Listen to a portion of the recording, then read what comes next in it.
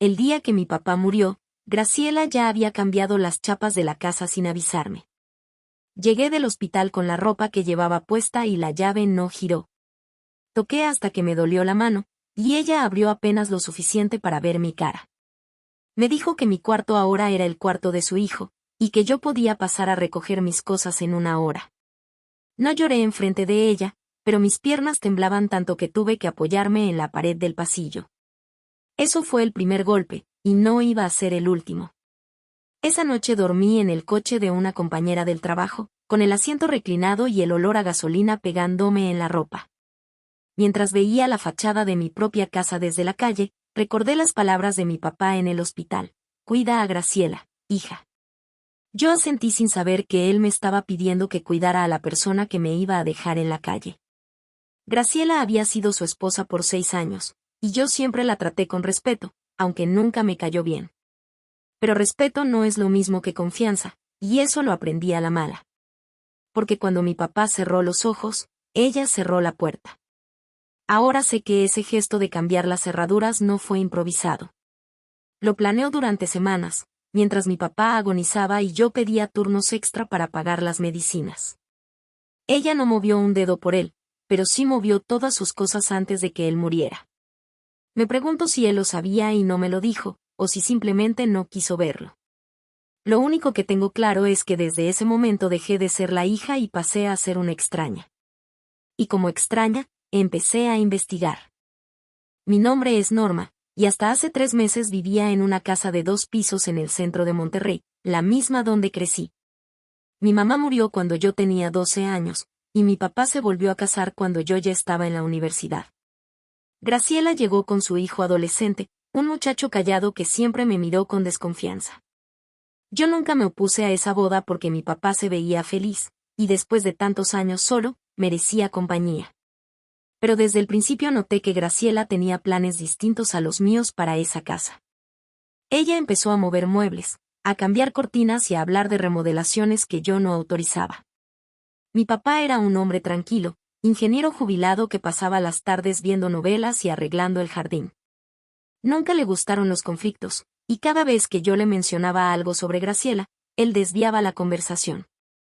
Yo trabajaba como maestra en una primaria pública, con un sueldo que apenas me alcanzaba para mis gastos, pero siempre ayudaba en la casa con lo que podía. Pagaba la luz y el agua, y compraba la despensa los fines de semana. Graciela no trabajaba, pero administraba el dinero de mi papá como si fuera suyo, y yo no decía nada por no causar problemas.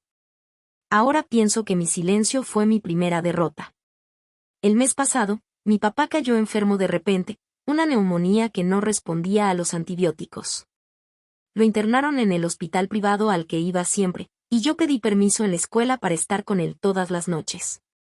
Graciela iba por las mañanas, pero siempre salía temprano diciendo que tenía que atender al niño.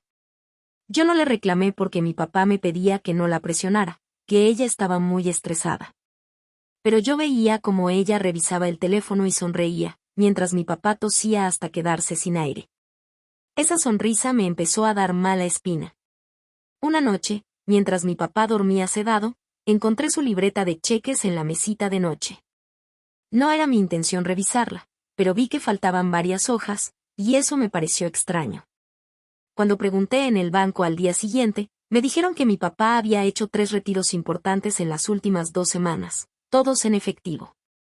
Le conté a mi papá, pero él apenas podía hablar y solo movió la cabeza diciendo que no sabía nada. Entonces supe que alguien más estaba usando su cuenta, y ese alguien solo podía ser Graciela. No denuncié nada porque no quería preocupar a mi papá, pero guardé ese dato como una bala. Cuando mi papá murió, yo esperaba que al menos el seguro de vida cubriera el funeral. Pero la aseguradora me informó que mi papá había cambiado el beneficiario hacía 6 meses, y ahora era Graciela. Mi papá nunca me mencionó ese cambio, y cuando le pregunté a Graciela, ella me dijo que era un trámite que él hizo para protegerla a ella y a su hijo. Yo no entendí por qué me protegería a mí, su hija de sangre, si siempre estuve ahí. Pero ella ya tenía las llaves, el dinero y ahora también las decisiones. Y yo solo tenía un coche viejo y una cuenta de ahorros que no llegaba a los 5,000 pesos. Entonces empecé a recordar todos los detalles que antes ignoraba, las llamadas que Graciela atendía en voz baja, los papeles que escondía en su bolso, las visitas de un abogado que yo nunca conocí. Me di cuenta de que su plan no empezó con la muerte de mi papá, sino mucho antes, cuando él aún estaba sano. Ella sembró dudas, movió influencias y preparó el terreno para quedarse con todo. Yo, por confiada, seguí yendo al hospital y dejando que ella hiciera lo que quisiera en mi casa. Y ahora, sentada en el coche de mi compañera, entendí que la traición no fue un golpe, fue una construcción de años. A la mañana siguiente, fui a la casa con una caja de cartón que me prestaron para recoger mi ropa y mis libros. Graciela me abrió la puerta con una sonrisa que no le llegaba a los ojos, y me dijo que pasara rápido porque tenía que llevar a su hijo a la escuela. Subí las escaleras con el corazón acelerado, y cuando entré a mi cuarto, vi que ya no era mi cuarto. Las paredes estaban pintadas de un gris que yo no elegí, la cama era nueva y en el escritorio había libros de secundaria que no eran míos. Mi ropa estaba amontonada en bolsas negras en una esquina, y mis fotos de infancia estaban tiradas en el piso. Sentí un nudo en la garganta que no me dejaba respirar, pero no podía llorar delante de ella. Agarré las bolsas y bajé rápido, pero antes de salir, me detuve en la sala donde mi papá tenía su escritorio. Ahí vi una caja con documentos que reconocí, eran los títulos de propiedad de la casa y los papeles del coche de mi papá. Graciela estaba en la cocina, y no me vio cuando tomé la caja y la metí en mi mochila.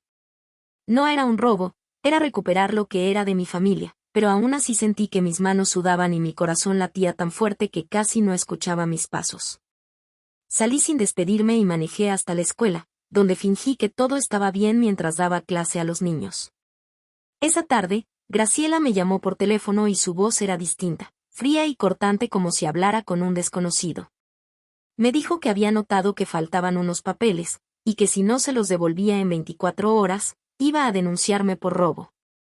Le contesté que esos papeles eran de mi papá y que yo tenía derecho a revisarlos, pero ella soltó una risa que me heló la sangre. Me dijo que mi papá le había dejado todo a ella en su testamento, y que yo no era más que una hija que nunca supo hacerse querer. Colgó y yo me quedé mirando el teléfono, con la cara ardiendo de rabia y vergüenza. Al día siguiente, fui con un abogado conocido de mi papá, un señor mayor que siempre nos había ayudado con trámites. Le conté toda la historia y él me pidió que le mostrara los papeles que había tomado. Cuando los revisó, su cara se puso seria y me dijo que el testamento que Graciela mencionaba no estaba registrado en el archivo público. Eso significaba que o era falso o no había sido notariado correctamente, y en cualquiera de los casos, no tenía validez legal. El abogado me recomendó que no le devolviera los papeles a Graciela, y que iniciara un proceso para impugnar cualquier documento que ella presentara. Yo sentí un alivio enorme, pero al mismo tiempo un miedo profundo porque sabía que Graciela no se iba a rendir fácilmente. Esa noche, mientras revisaba los papeles en mi departamento prestado, encontré una carta de mi papá dirigida a mí, escrita a mano y fechada 3 meses antes de su muerte. En la carta, mi papá decía que Graciela lo había presionado para cambiar el testamento, pero que él nunca firmó nada porque sabía que era injusto. También decía que escondió los títulos de propiedad en su escritorio para que yo los encontrara, y que confiaba en que yo sabría qué hacer. Leí esa carta 5 veces seguidas, y cada vez mi respiración se hacía más corta y mis ojos se llenaban de lágrimas. Él sabía lo que ella hacía, y me dejó las herramientas para defenderme, pero yo estuve demasiado ocupada cuidándolo para darme cuenta. No pude salvarlo a él, pero puedo salvar su memoria, me dije a mí misma mientras guardaba la carta en mi cartera. Esa fue la primera vez que sentí que no estaba completamente sola, que mi papá me había visto desde antes y me había dejado un camino. Pero también supe que ese camino iba a estar lleno de obstáculos, porque Graciela ya había llamado a la policía y había puesto una denuncia en mi contra por sustracción de documentos. Cuando el oficial me llamó al día siguiente para citarme, entendí que la guerra apenas comenzaba. Y que esta vez, no iba a quedarme callada. La citación llegó a mi teléfono un martes por la mañana, cuando estaba corrigiendo exámenes en la sala de maestros, y mis manos empezaron a sudar mientras leía el nombre de la unidad de delitos menores. Me presenté sola porque mi abogado tenía otra audiencia, y caminé por esos pasillos grises sintiendo que cada paso me alejaba de la vida tranquila que conocía. Al entrar a la oficina del oficial, Vi a Graciela sentada con un abogado joven que tomaba notas en una libreta, y ella me miró con una sonrisa que parecía decir te tengo. El oficial me pidió que explicara por qué tenía los documentos, y yo saqué la carta de mi papá y la puse sobre el escritorio con las manos temblorosas. Le conté que mi papá me había dejado esos papeles para protegerme, y que Graciela había cambiado las chapas y me había corrido de mi propia casa sin ningún documento legal. El oficial leyó la carta en silencio, y cuando levantó la vista, su expresión había cambiado. Graciela saltó de su silla y señaló la carta con el dedo, diciendo que era una falsificación que yo misma había escrito para robarle la herencia a su hijo. Su abogado pidió una pericia caligráfica, y yo sentí que el suelo se abría bajo mis pies porque no tenía dinero para pagar un perito particular.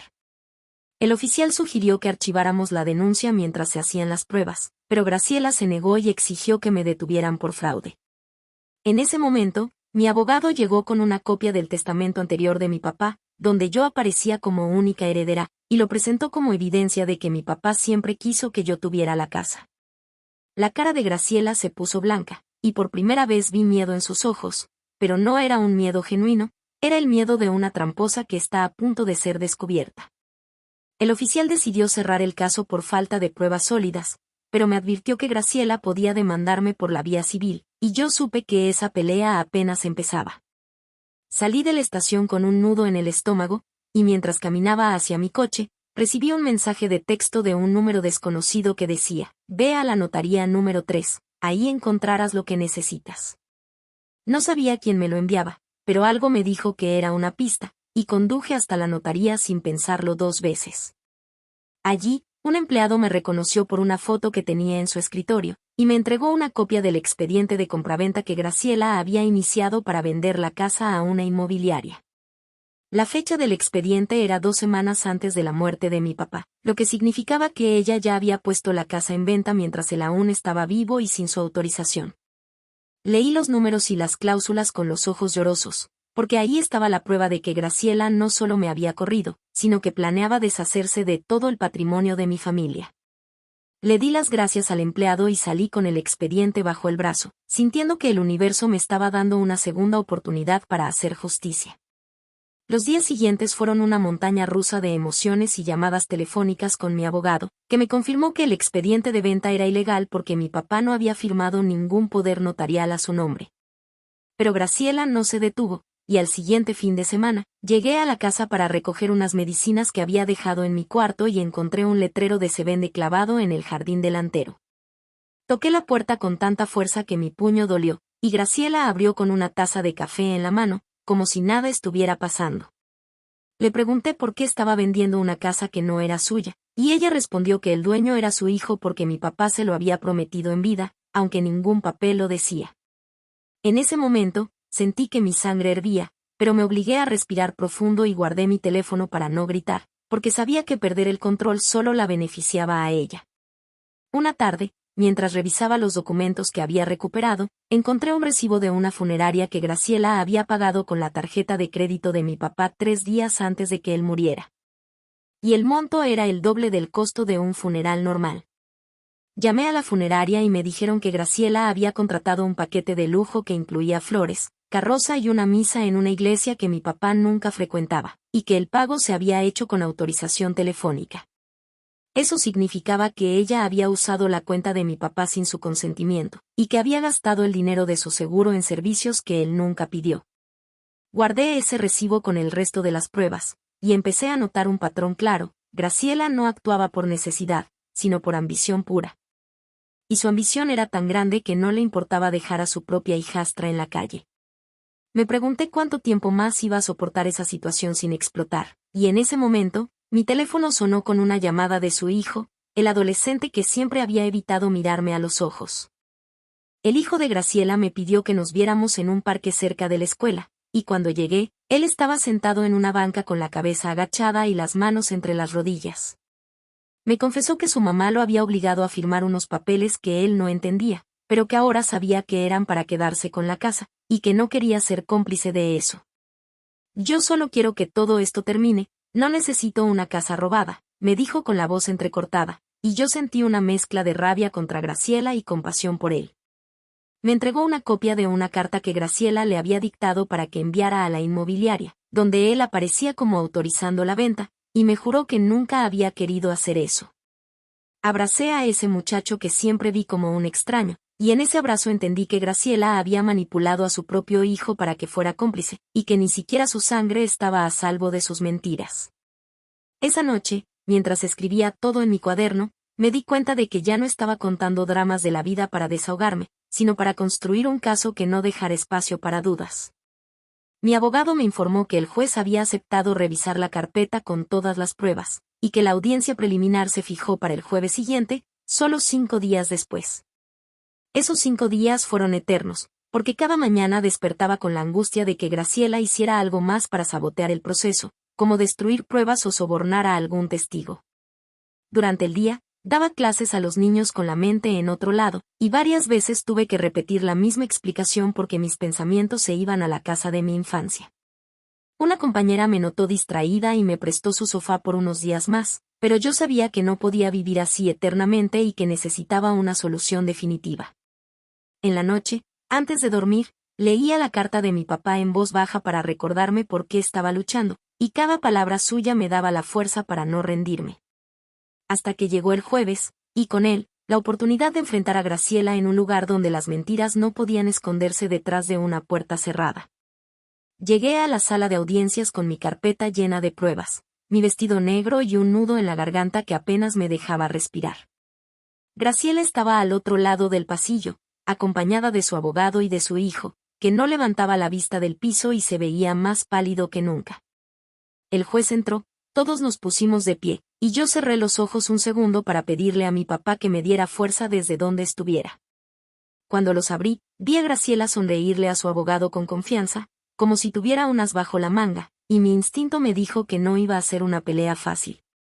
Pero esta vez, yo no iba a retroceder, porque ya no era la misma Norma que dejó que le cambiaran las chapas sin pelear.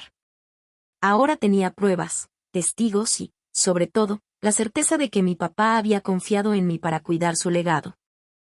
El juez comenzó la audiencia pidiendo a las partes que presentaran sus argumentos, y el abogado de Graciela tomó la palabra primero con una seguridad que me pareció ensayada. Dijo que su clienta era la viuda legítima de mi papá, que había vivido con él durante 6 años y que el testamento original dejaba todo a su nombre, aunque él no pudo presentar el documento porque, según él, yo lo había robado. Yo escuché esas mentiras con el corazón golpeándome las costillas, y cuando me dieron la palabra, mis manos temblaban tanto que casi se me cae la carpeta al suelo. Tomé aire y empecé a hablar con la voz más firme que pude, contando cómo Graciela me había cambiado las chapas el día de la muerte de mi papá y cómo me había dejado en la calle sin ningún aviso. El juez me escuchó sin interrumpir, y cuando terminé, me pidió que presentara las pruebas físicas, así que saqué los títulos de propiedad, la carta de mi papá y los recibos de la funeraria. Graciela movió la cabeza de un lado a otro y susurró algo a su abogado, pero yo ya no le tenía miedo. El abogado de Graciela pidió un receso para revisar los documentos, y durante esos 10 minutos, yo me quedé sentada en la sala vacía con la mirada fija en el escudo de la pared.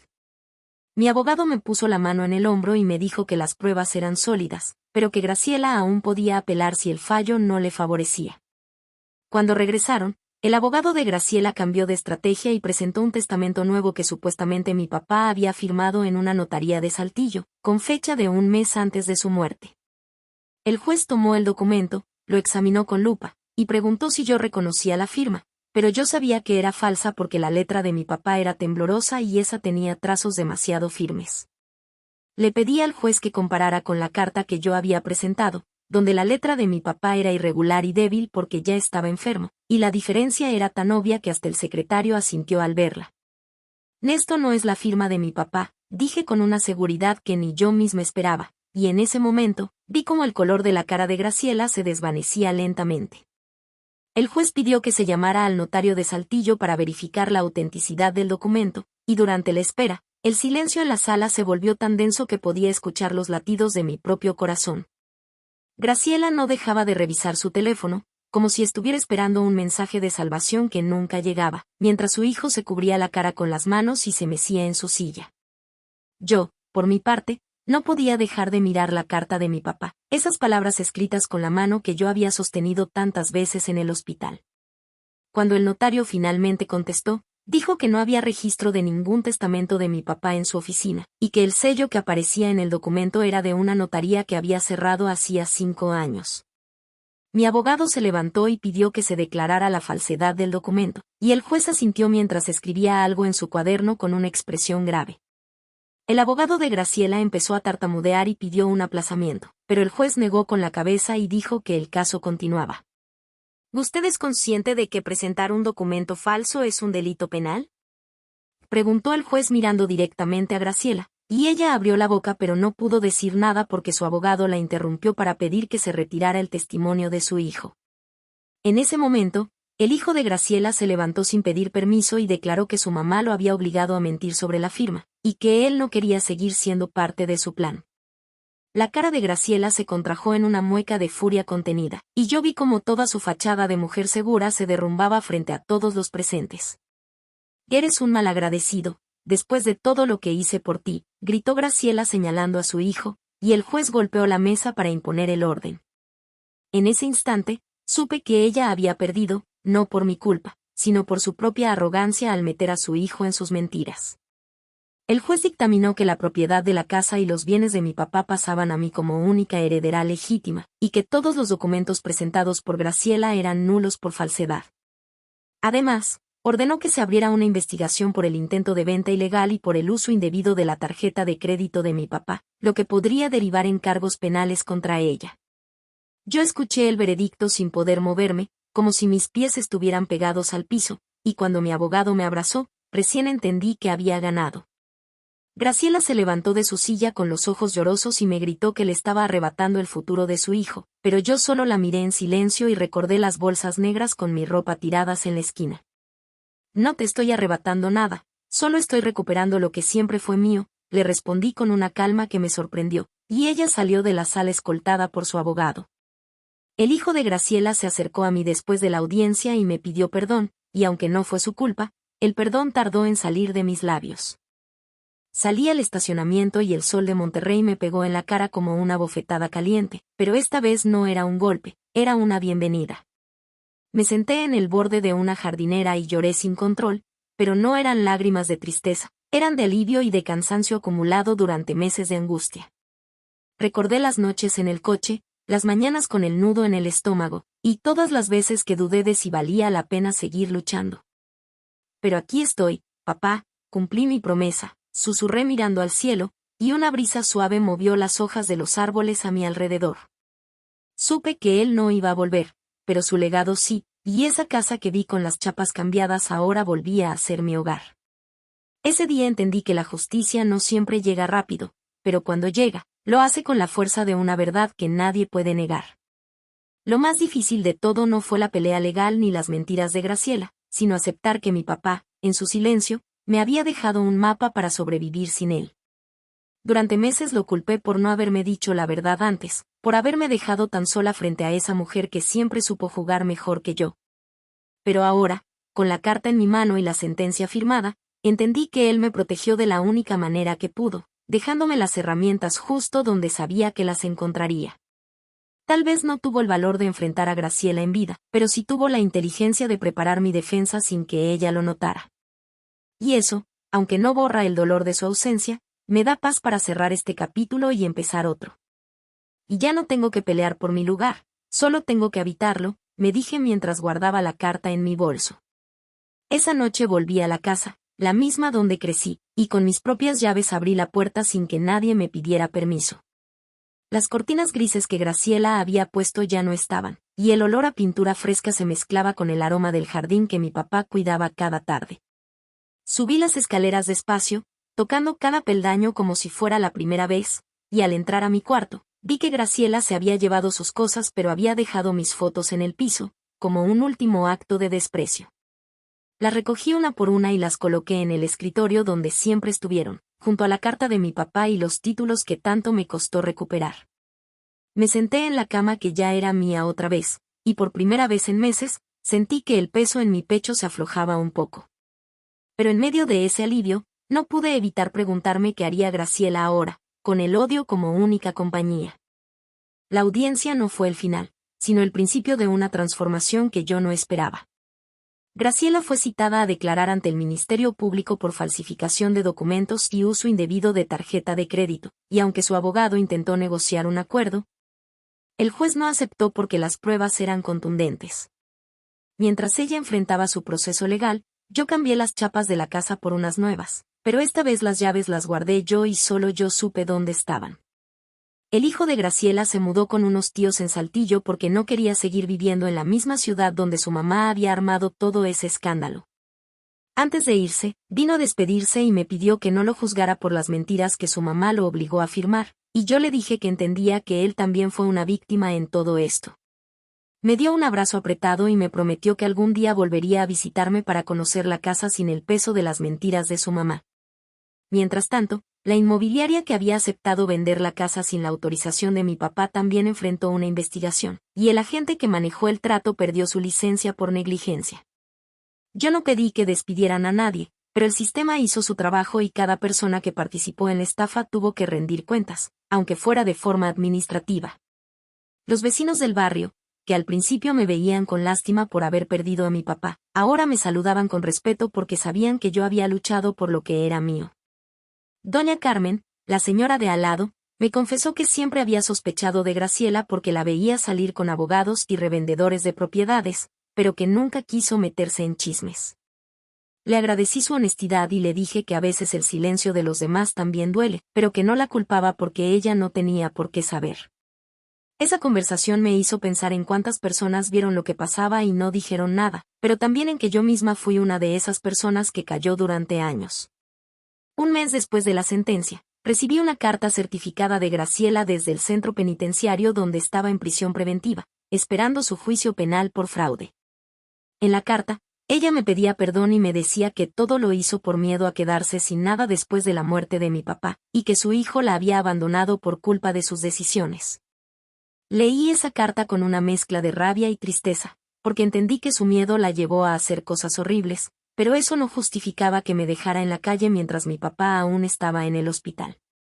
No le respondí la carta, pero la guardé en el mismo cajón donde tenía la de mi papá, como un recordatorio de que la justicia no solo castiga, sino que también da lecciones. Esa noche, mientras cenaba sola en la cocina que antes compartía con mi papá, sentí que el eco de su risa llenaba el espacio vacío, y supe que él estaría orgulloso de mí por no haber actuado con venganza, sino con verdad. Lo más irónico de todo es que Graciela terminó perdiendo lo que más quería, no la casa, sino el control sobre su propio hijo y la libertad que ella usó para tejer sus mentiras. Yo, en cambio, gané una casa, pero también una certeza que no tenía antes, la certeza de que mi papá confió en mí hasta el final, y que su amor no se medía en herencias, sino en la forma en que me preparó para este momento sin que yo lo supiera. No me siento triunfante ni feliz por lo que le pasó a Graciela, porque la prisión no es un espectáculo que uno celebre.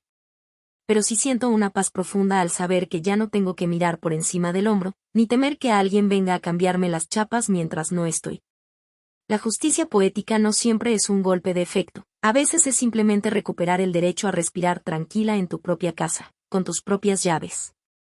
Ahora que todo terminó, vuelvo a mirar esa carta de mi papá y ya no siento la rabia de antes, sino una gratitud inmensa por su inteligencia y su amor silencioso. Él supo que no podía enfrentar a Graciela en vida porque le tenía miedo a los conflictos, pero también supo que yo tenía la fuerza que a él le faltaba. No fue un padre perfecto, pero fue un padre que me dejó un mapa escrito a mano, y eso vale más que todas las palabras que no dijo. Cada vez que entro a la sala y veo su sillón vacío, siento que él sigue aquí, no como un fantasma, sino como una presencia que me recuerda que las batallas se ganan con paciencia y con pruebas, no con gritos. Aprendí que el silencio no es debilidad, siempre que uno esté guardando las herramientas para cuando llegue el momento de hablar. Han pasado 3 meses desde la sentencia, y ya pude pintar mi cuarto del color que siempre quise, un azul claro que me recuerda al cielo de las mañanas en Monterrey. También compré una planta para el jardín, una bugambilia que mi papá amaba, y la puse justo donde él tenía su maceta favorita.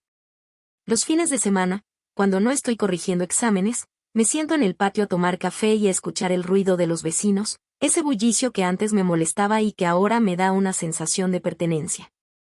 Mi compañera de trabajo, la que me prestó su coche y su sofá, viene a visitarme cada 15 días, y siempre me dice que esta casa tiene una luz distinta ahora, como si el aire se hubiera limpiado. Yo le sonrío y le ofrezco pan dulce, porque ella fue mi ángel en los días más oscuros, y nunca podré pagarle lo que hizo por mí.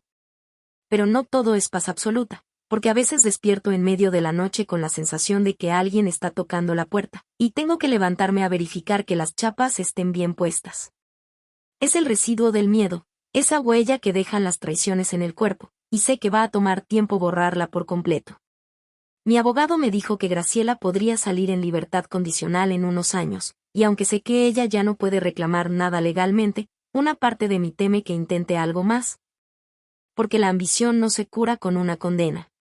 Pero también sé que si vuelve a aparecer, yo ya tengo las herramientas para defenderme, y esa certeza me da más tranquilidad que cualquier candado. La vida me enseñó que la confianza es un lujo que hay que darse con cuentagotas, y que el amor de verdad no exige que uno cierre los ojos ante las señales de peligro. Y aquí estoy, sentada en el escritorio de mi papá, escribiendo todo esto para ordenar mis pensamientos y también para compartirlo con quien quiera escuchar, porque a veces sacar las palabras ayuda a cicatrizar las heridas. No creo que haya una moraleja perfecta para esta historia, porque cada familia es un mundo y cada traición tiene sus propios matices.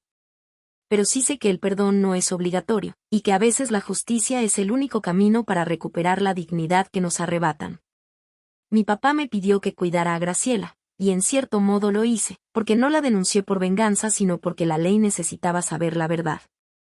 Tal vez cuidar de alguien también significa no dejar que siga haciendo daño, aunque eso la lleve a la cárcel. Ahora, mientras la bugambilia crece y las chapas nuevas brillan bajo el sol de Monterrey, me pregunto, si el amor de un padre te dejara una carta advirtiéndote del peligro, ¿lo verías como un acto de protección o como una muestra de que él también tuvo miedo de enfrentar a su propia sombra?